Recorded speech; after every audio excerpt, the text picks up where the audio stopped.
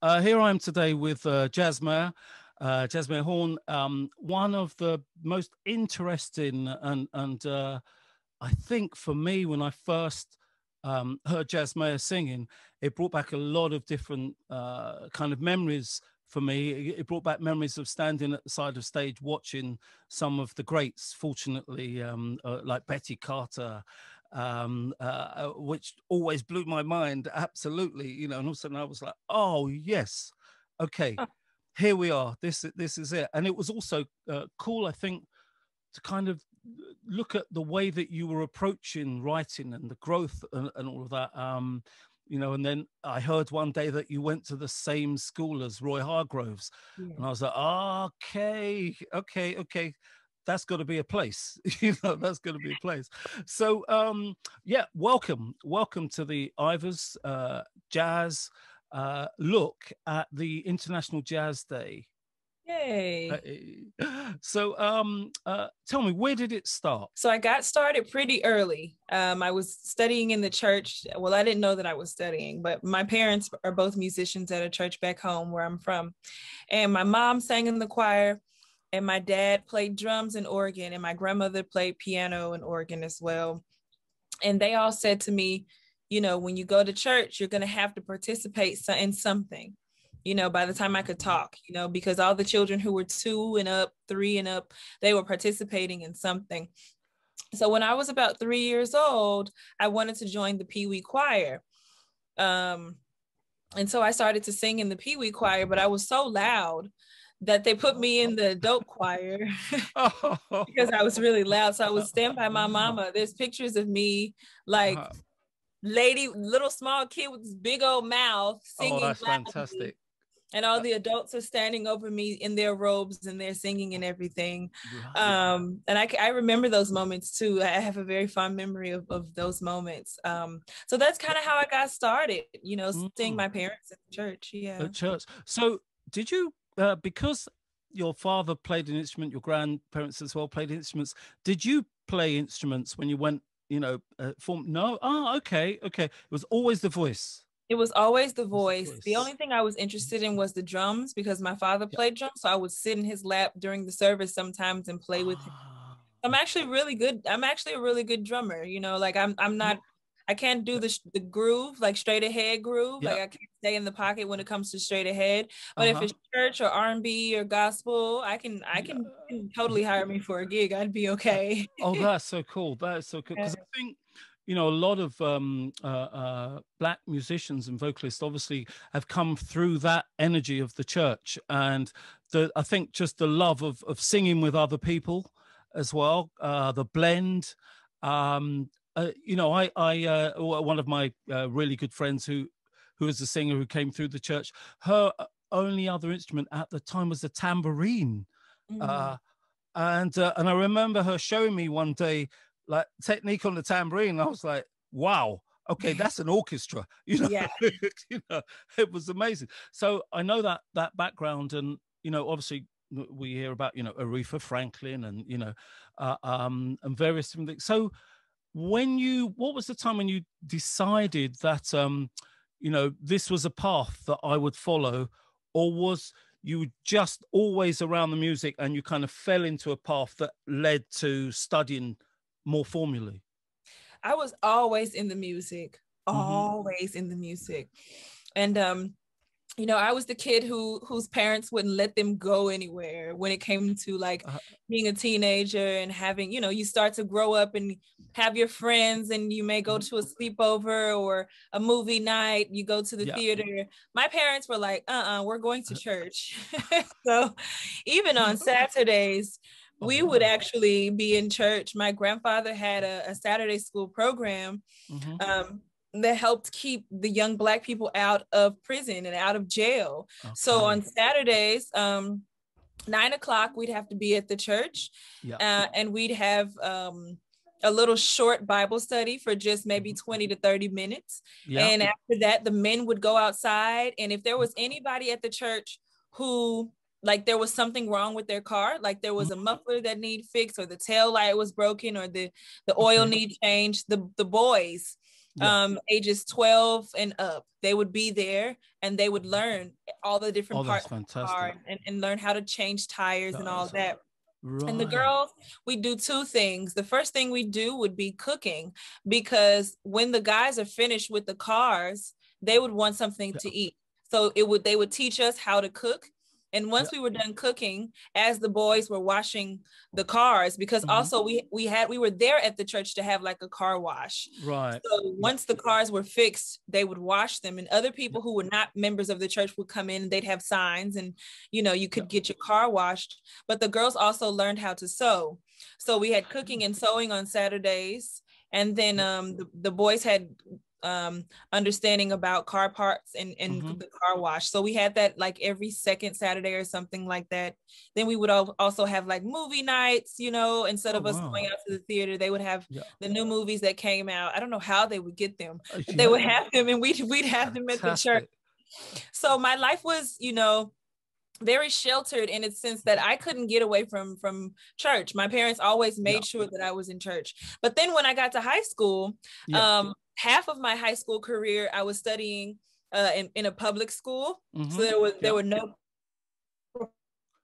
performing arts programs. And then the second half, I was studying as a performing artist at the Booker T. Washington High School for the Performing and Visual Arts. And that's when everything changed as it pertains to jazz, because with jazz, you have to have a lot more study because of the way that the foundation, the system is set up in terms of the jazz industry. So there were programs at the time like IAJE, or the Betty Carter Jazz Ahead program, or the Thelonious Monk Institute, or the what's it called? The National Foundation for the Advancement of the Arts. There were so many programs that were built specifically for high school students. And so all of my peers were saying, I'm going to college to study jazz. And I was just like, where have I been? I don't even know what this music is. I don't, what is scat singing? What is improvisation? I've been in church all my life, and I know I can hear and I can sing well, because as you were talking about earlier, the church does allow you to have these really great ears. Your hearing is phenomenal. But when you get out into the world, you have to be able to communicate with people about that theory and that that harmony, and that's where theory actually comes in. And I had no knowledge of theory whatsoever. Because in fact, a lot of the gospel players that we kind of meet sometimes, we kind of just say they've got pure feel. The feel is ridiculous. They could hear the sun come up, the stuff that they can hear. So I totally get that. But I think also then coming across another music. So you're describing something that another vocalist in the UK, Cleveland Watkins, was speaking about. And Cleveland, we were having a talk about a parallel world. So at home there was a world, and then when you went to school, there was this whole other thing. It was like, world. And then so you kind of understood later on how rich that teaching was, because although you put names to things now and say, they call this that and they call that, you had that somewhere in there. It was already there. And and also because I was a child, my learning was very pure. I was seeing things for what they were. Children look and they don't lie. They don't lie, and they don't have to. They're very honest about everything that they're learning. And also between the ages of 2 and until they're 6 years old, they're developing their personalities. And so everything that they're learning and soaking in. So imagine a 3-year-old child singing with adults in a choir. There was no, I was learning so much that I didn't even know how to put in words at the time. And that just has been that's what's been sustaining me this entire time, and keeping me through, And so when I was in high school, things kind of changed, because my parents took our religion seriously, consistently being in church, because that was the thing that was going to keep us out of the streets, my brothers and I, right? But then I said to my parents, like, I want to study this jazz music and this art form in the same manner that I want to study my Bible and study my culture and understand my history. I really want to study this music, because if I don't, then I'm going to fall way behind my peers, because most of my peers have actually been taking private lessons, which we didn't have the money to do. Or they've been already enrolled in these programs, which we didn't have the access or the money to know, especially in urban neighborhoods. We knew nothing. As I said, going to that public school, I didn't know about IAJE or the Betty Carter Jazz Ahead program or any of those things. It wasn't until I went to the performing arts high school that I learned about those things. So, you know, I said to my parents, like, I'm serious about this. And, you know, I'm in high school now. I think that I, you know, in choosing my career and what I want to do in my life and choosing my life path, music has always been speaking to me, and I've always dreamed of being a singer. Now I have to take this art form seriously, because you can't just come in it and just do whatever. You actually have to practice on your craft. And so my mom didn't really like that. She didn't like hearing me practicing my scales every day. It was annoying to her. I was transcribing every solo that I could find, and she'd be like, turn it off. You've been doing it all day. And I had a conversation with her last week, because I just turned 30. So on my 30th birthday, she said to me, I didn't know all that. And this is exactly what she said. She's like, I didn't know all of that shoo bop shabop would get you to where you are today. Oh, that's so lovely. Oh, they're great. You know? So she stuck by me, you know, and all the scat soloing and all the transcribing. She just really stuck by me. It was very annoying, I'm sure, because you know, you have a child who's a drummer or a musician and they're practicing at home. It can be loud and boisterous, and it can be redundant for you as a parent. But then when they come up to be successful, I'm pretty sure my mother is very proud. She tells me that all the time. So yes, of course. So when you there you were kind of around some peers that were all it was at the performing arts school. So there's a tradition there of people who've gone on to have careers and things. Did that then kind of head you off to go to I don't know, New York to study, for instance? Did you go from Dallas to New York? Absolutely. What really got me was that a lot of the students were writing their own compositions, and I was just singing standards. And I said, how do you know how to write songs? Like, what? You know, I was used to taking my recorder or a little tape, you know, a cassette tape, and just recording like sounds and things that I liked on the tape. But then to actually write it down and to know that if you write something, like if you compose something, even if it's not written down, it's yours and you own it. That was foreign to me. That was very foreign to me. And so these kids, by the time they were in college, they could actually write their charts out and send it to the Library of Congress and own the copyrights for their songs. At 17, I didn't even know how to create a chart. I didn't know how to write music physically at the time. And so I was like, okay, that was the moment where I said, I'm going to go to college for jazz, because there's so much to it that I don't even know. And it's my own people and my own history. It's a part of my heritage, and I don't know about it. Right. And so I said, I have to go and learn and study. And what I did was I joined the Grammy Jazz programs. Oh, okay. They have this program called the Grammy Jazz Ensembles.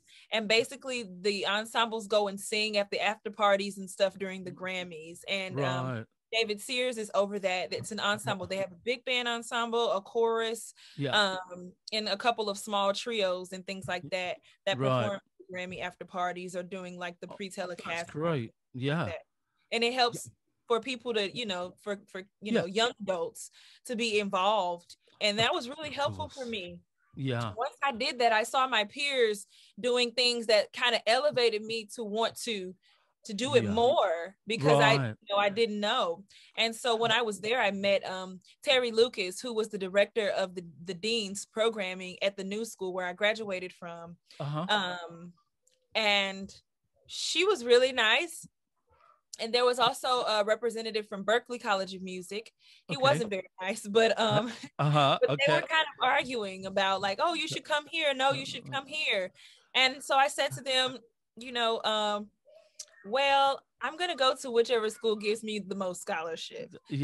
Right. You know, I kind of said to them to make them think like I live all the way in Texas and both of you guys are on the East Coast. You know, I thank you for acknowledging my talent, but I have to go, you know, where the money is going to be good for me. And so the new school gave me a substantial amount of money to go to school. I got That's a great great. scholarship. So I Yeah. ended up coming to New York, and it was the best thing that I could have ever done for my life. Hands down. Yeah, Hands down. I can imagine, because then there's the school, but then there's out of school where Yes. you are And that's the learning. part. You're That's learning the on the scene. You're learning thing. in the Yeah, field. You know, yeah, a lot of the times in a trade, you learn in a factory. And then when yeah. you go home, you're with your family. It is That's not right. like that in New York, especially as a Yeah. jazz musician. You are Mm, on the clock 100 times, times. 365. You're on the Yeah, clock all day, 24 hours of the day. You're on the clock, even when you're sleeping. yeah. Oh, that must have been mate. So, were there pivotal moments when you were at the New Music Conservatoire, where you kind of thought, okay, maybe there's a tour to go somewhere else outside state or even outside the country? Did anything like that happen? And also with your sort of, you start to gravitate to certain people to make your own project, the people that you hear. What was that like? Well, first of all, the scene is just really indescribable. You Mhm. know, you could go to a club and Terry Lynn Carrington would be playing with Esperanza Spalding over here, and Roy Hargrove would be playing with his big band over here, and the Yeah. Cookers would be playing at this club, and Wow. Diane Reeves would be playing at that club, and Kurt Mm. Elling would be. It was just amazing In how many different places that you can go in one night. one Not night. even Yeah. in Yeah. one night. The Jazz Standard, Uh, Zinc Bar, Smalls, Fat Yeah. Cat, Jazz at Lincoln Center, Dizzy's. I mean, there was just Wow. so many different clubs that you could go to every night. Harlem, Yeah. Harlem was popping. Minton's, Paris Blues. There's so many different people that you could go to, Right. Yeah. shows that you could go to. And if you know, some shows started very late. So if you wanted to, you could start Yeah. uptown at Minton's at a 7:30 set and come downtown to Yeah. Dizzy, you know, Midtown, Jazz and Lincoln Mm. Center for 8:30, 9:30 set. Then 12 o'clock, you could go to Smalls or the Vanguard or Blue Note. Right. And then 1 Yeah. a.m. I mean, it was just Yeah. like, Yeah. it was Of course. everlasting. Yeah. And so having that kind of experiences was like no other, because before 7 o'clock hit, I made sure all of my assignments were done, all of my studying and my practice was done, so that I can go check out these Fantastic. shows, Yeah. so that I could Yeah. actually get to either meet these people and say hi, or even just to be in their presence and hear their music. Yeah. And then what I liked so much about Roy Hargrove, like people like Yeah. Jimmy Heath, Roy Hmm. Hargrove, Yeah. George Cables, Yeah. um, even Cecil Bridgewater, they Hmm. would all be on the scene. You could go to Yeah. the jam session and they would be there. And Ralph they would be. Peterson, God rest his soul, Yes, Ralph. they would be Yes. right there at the Yeah. jam session, you know, and Yeah. saying, play it like this, do Yeah. this. You know, it's school outside of Yeah. school. Like it's the real Yes. school, you know what I mean? Yeah. Because Yes, in that's right. school, it's good for you. In Yeah. college, it's good for you because you're learning the theory, which is how to really communicate with one Yeah. another. You're going to need that in your career. I think that's the Mm. one thing that I got out of school that I'm actually using in my life. The one. Yes. Yeah. So you know, you pay all this money for that one thing, Yeah. but that's a necessary tool, because you're gonna want to know how to communicate with other people, That's right.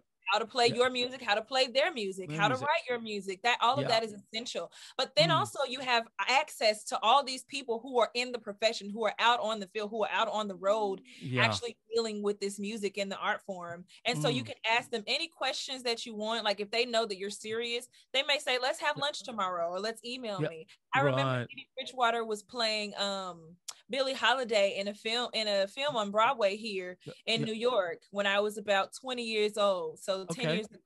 And Yeah. I was like, I gotta go see her. I gotta go see her. I gotta go see Right. her. You show Yes. up, you know, you Yes. show up because Yeah. there's no other way. You know, you're Yeah. not gonna learn what's really essential for you in school. I mean, Yeah. you're gonna gain some tools and the Yeah. experience and Yeah. the knowledge of, you know, Mm. how to have discipline and be the musician that you aspire to be in school. But Of what you course. really need to know, you're Yeah. gonna have to learn that from the elders who done been there and done that. That's Otherwise, right. it's not. It's Yeah. pointless. Yeah. Yeah. Because in fact, I think even, obviously here, we always know those that are kind of going to go forward because we keep seeing them popping Okay. up everywhere. We keep seeing them. It's like, yeah, that I saw her over. Oh my God, it's that one again with the trombone. Oh, okay. It's, so I totally get that because I have my own experience to kind of call upon in that I was everywhere, everywhere and anywhere. As long as people were playing some, it was like, yeah, get there. I need to know. So I totally understand that. So I know that you entered the Sarah Vaughan and also the Thelonious Monk Yes. competition. Yeah. What was those experiences like? They were two specifically different encounters. The Sarah Vaughan competition, the first year was 2012 when I entered that competition. And I think I was 21 years old. Yeah. And it was a very interesting experience because I didn't actually get to be in the competition that year. They really liked my voice, but my voice cracked in one of my songs that I submitted to them. And so they said, we can't accept this submission, but we're going to give you a Rising Star Award. And so since the competition has been going, they've never given anyone else a Rising Star Award. I've only been the only person to get that award. And I think it was because they realized my talent, but by the time they had realized my talent, perhaps they had already made their decision about who they wanted to win the competition. So politics are always involved. Yeah, it's always there. Yeah. So the next year, I said, I don't think that that's fair. I appreciate the Rising Star Award, but I'm not gonna participate in the competition. But then there were a lot of people who were associated with the competition who would email me and call me and say, hey, we haven't gotten a submission from you and the submission deadline is closing soon. And I said, well, I'm not interested anymore, you know. And that's how I knew, you know, I had to think about it. I said, well, what is this going to do for my career if I win this competition? So I decided to enter, you know, because I knew that there was a possibility that they were calling me because they actually wanted me to participate in the competition. Right. Yes. Yeah. So then I did. I reached out to my musicians and I said, I don't have any money to pay you right now, but I can make you some dinner. Can you come by and we can do a video session? Cool. Yeah, so I can send this music in, you know, and everybody was cool. We did. And then I won the competition. And then so from there, that put me on the map. That was the first thing that actually put me on the map because they had a publicist that they had already decided they were going to use, and they understood that I already had a style and I knew what songs I wanted to sing, and you know, I knew how I wanted to present myself to the world and what my artistry was. So for them, I was already an entire package that they could just, you know, find a record label to sign or something like that. So I said, okay, I'm going to take advantage of this opportunity. And so I started giving clinics on, you know, what the Sarah Vaughan competition was like and, you know, all those things. Yeah. And people started calling me for shows. Then I started looking for booking agencies and, you know, different things. And it didn't really work out too much. I also started having children after I had just gotten married. So I had also started having children in my family. You know, we were thriving as a family at the time. It was very difficult for me to be on the road. Of course. But then the children got a little bit older and I said, well, my first child got a little older and I said, I would like to, you know, see if I can get back on the road again. Yeah. And so I won the Thelonious Monk competition. And that one was complete. That was like night and day from the Sarah Vaughan competition, because automatically I won $25,000 from the Thelonious Monk competition. And then I also got a record deal with Concord Records. Yes. But those things happened for me. And that just catapulted my career in the stratosphere instantly. Because they have their own publicist, they have like all these different marketing strategies, and they were just very connected with a lot of people at the time that I was not connected to. And you know, it was a perfect deal for me. It was a perfect deal for me at the time. So I found a manager so that I wouldn't have to, you know, communicate things on my own. I found people to work with, the booking agency. Things started to like really dance for me in that manner. Oh, that's fantastic. Because, you know, to start now sort of touring and you know, and going on bigger stages and going to other countries, what was that like with the new audiences, different audiences? I didn't like it at first.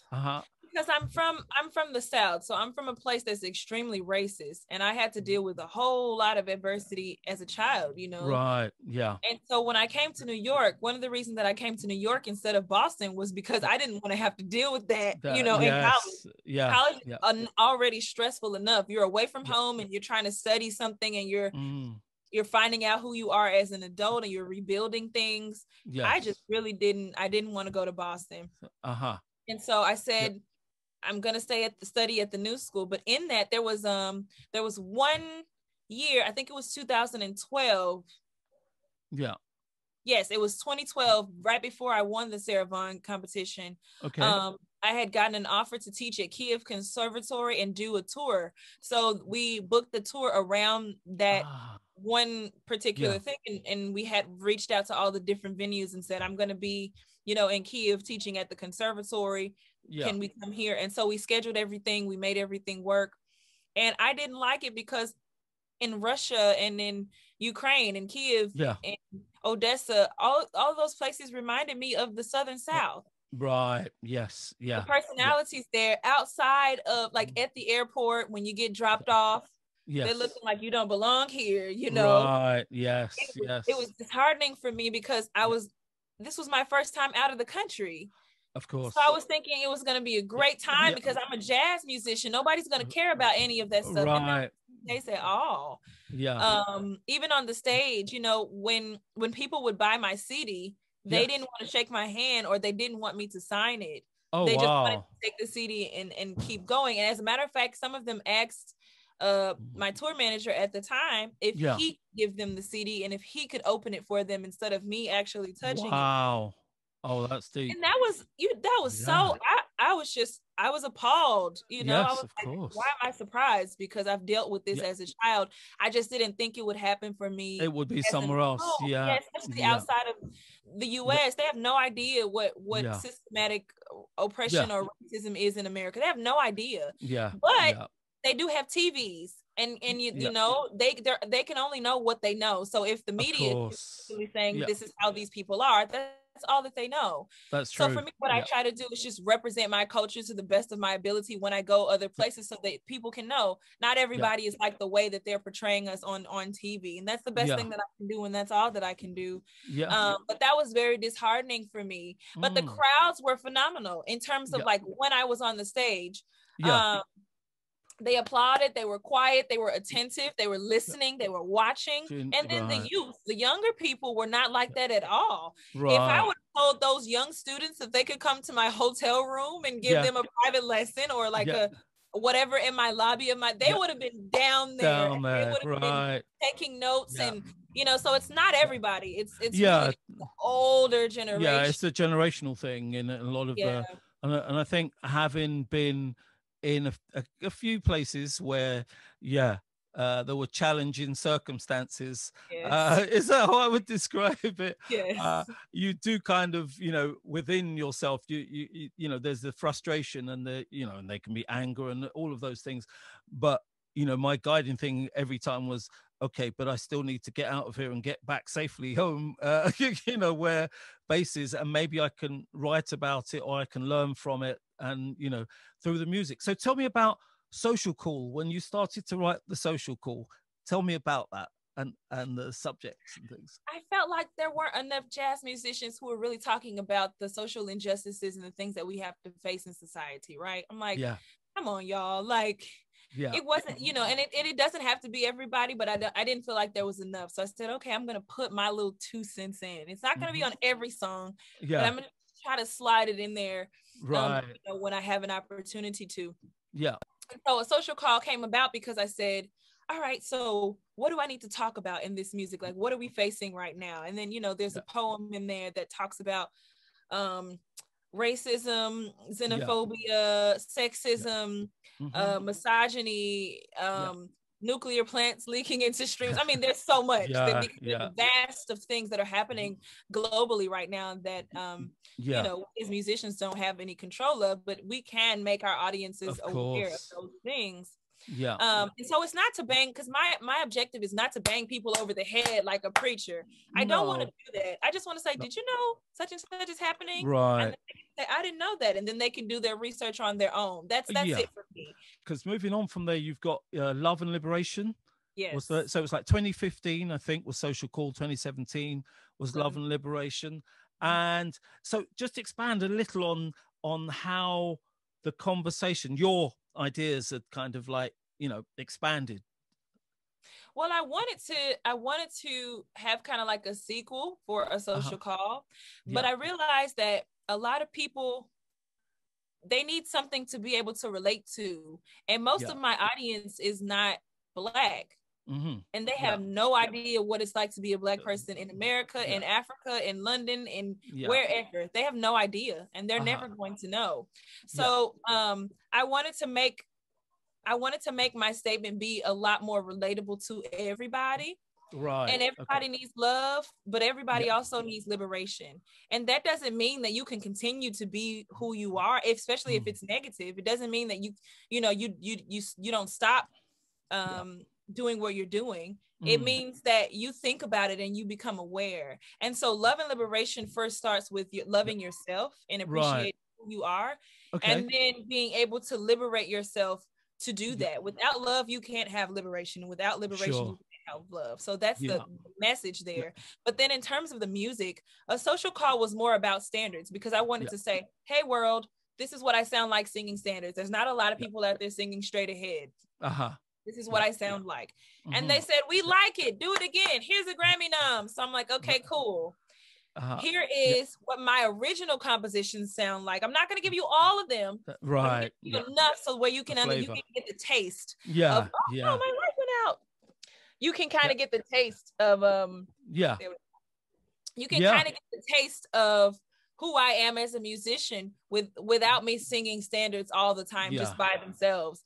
And so people were like, wow, these songs are yours, and at first I got offended, because I'm like, yeah, man, I can write, but after a while I realized there's not a lot of, there's Maria Snyder, there's Esperanza Spalding, there's Terry Lynn Carrington, there's only a handful. There's not a lot of women who are actually writing their own compositions. So I said, you know what? I'm just going to embrace all of it, and just when someone says, did you really write those? I'll just say, yes, I did, and they can go to the Library of Congress themselves and look up my tunes or whatever.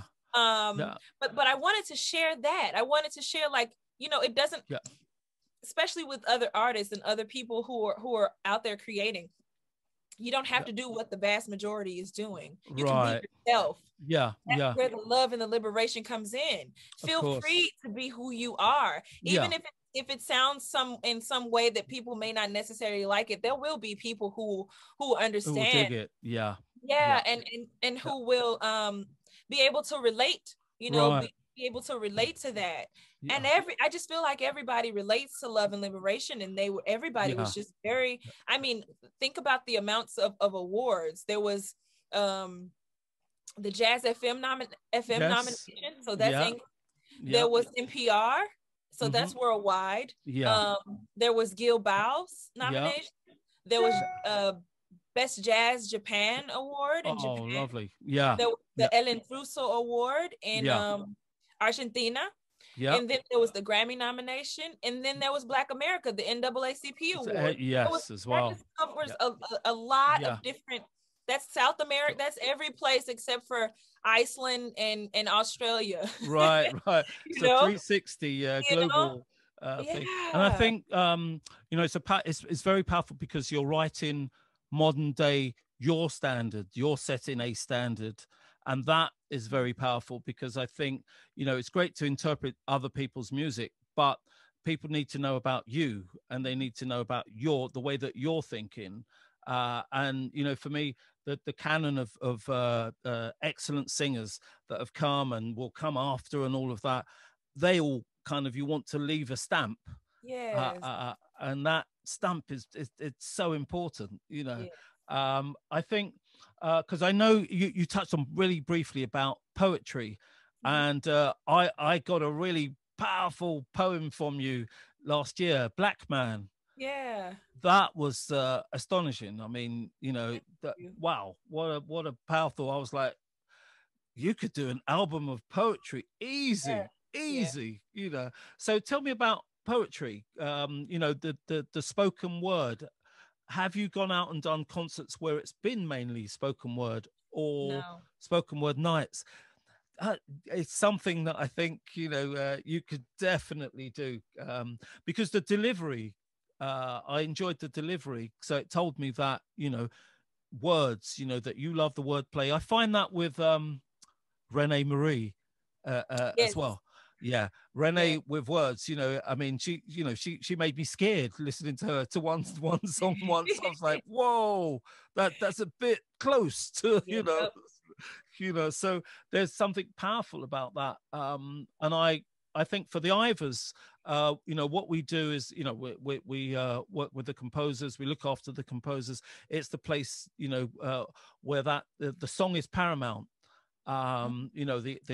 The artist can be in other places, but the song is paramount, and what you leave behind for others to come and read and absorb, I think is great. So what I need to do now is to probably we've come to the kind of end of our International Jazz Day celebration. Are you doing any concerts on the International Jazz Day as well? So Yeah. Okay. But in other years, you've yes, kind I of have. touched on things. Absolutely. Yeah. Yeah. Okay. Cool. So when are you next coming to London? That's what we want to know. I hope in the fall, because I'm going to Ah. be in Germany in the fall. In October, I'm going to be in Germany. We've been Ah. booking some dates. I'll Yeah. be in Tokyo. I'll be in Korea. Hmm. I'll be in Hong Kong. I'll be Yeah. in Frankfurt. Okay. And so there's a whole entire week that Yeah. I'll be in Europe. And so I'm hoping one of those days or two of those days I can come out Come out and do and another yeah. Ronnie Scott's date or something Yeah. like that. Oh, well, Yeah. that'd be great. We can hook up again. We're definitely without a doubt. So I should take this opportunity to thank you, Thank Matt, you. for being on the Jazz at the Ivors, our first ever celebration of International Jazz Day. And I'm sure there'll be many, many more. And, at some stage, when you are in London and UK, it would be great to get you in front of an audience and, because I'm sure that there's so much more music to come from you and so much more. So thank you very much, Jazzmeia. Thank you, Orphy. Thank you very much. Yeah, my absolute pleasure. Okay.